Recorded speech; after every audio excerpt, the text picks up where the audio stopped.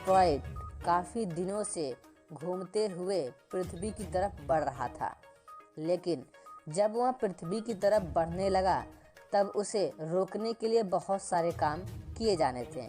इन सभी काम में सबसे पहला काम नासा ने किया था।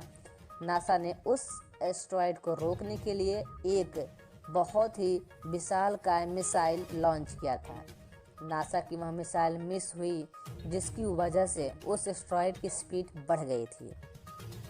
अब उस एस्टेरॉयड की स्पीड को कम करने के लिए इसरो ने अपने 7 मिसाइल को लॉन्च किया था, जो पूरी तरीके से सफल रहे।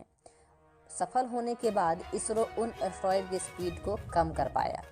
फिर जब उस एस्टेरॉयड की स्पीड और बढ़ने लगी और वह पृथ्वी की तरफ बढ़ने लगा और पृथ्वी की जब वह काफ़ी नज़दीक आ गया, तब उस एस्टेरॉयड को ख़त्म किया जाना बहुत ज़रूरी था। इसरो के द्वारा लॉन्च किए गए मिसाइल के कारण वह बड़ा सा विशालकारी महाप्रलयकारी एस्टेरॉयड 2 भागों में टूट गया।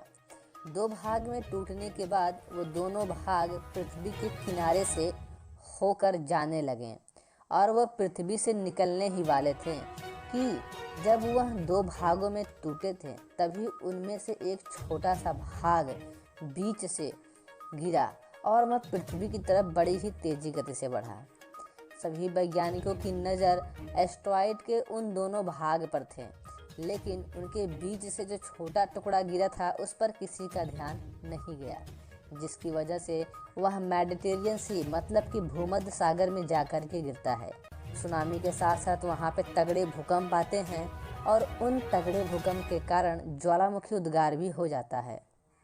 इन सभी बातों से सभी लोग और भी चीज़ों को करने ही वाले थे कि तभी उसी एस्टेरॉयड को फोड़ने के लिए और उसे नष्ट करने के लिए इसरो ने एक सैटेलाइट्स के द्वारा फिर से मिसाइल लॉन्च किया।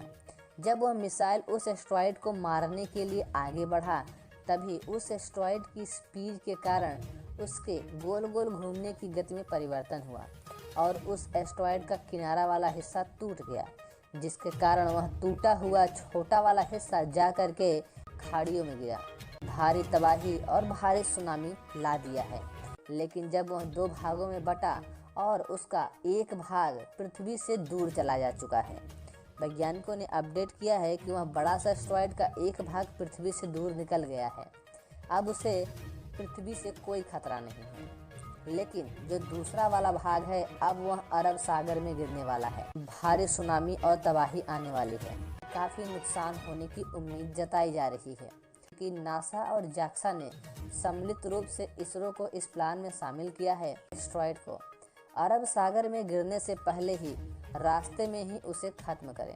एस्टेरॉयड पृथ्वी की तरफ बड़े ही तेजी गति से बढ़ रहा है और यदि वह अरब सागर में जाकर के गिरता है तो भारत में भारी सुनामी के साथ साथ तबाही भी आएगी। एस्टेरॉयड सच में हिंद महासागर के अलावा अरब सागर में गिरता है तो उसके साथ साथ पाकिस्तान को भी भारी नुकसान उठाना पड़ सकता है कि वह एस्टेरॉयड अब बहुत ही तेजी से अरब सागर की तरफ केंद्रित हो चुका है। इस वीडियो को ज़्यादा से ज़्यादा शेयर कर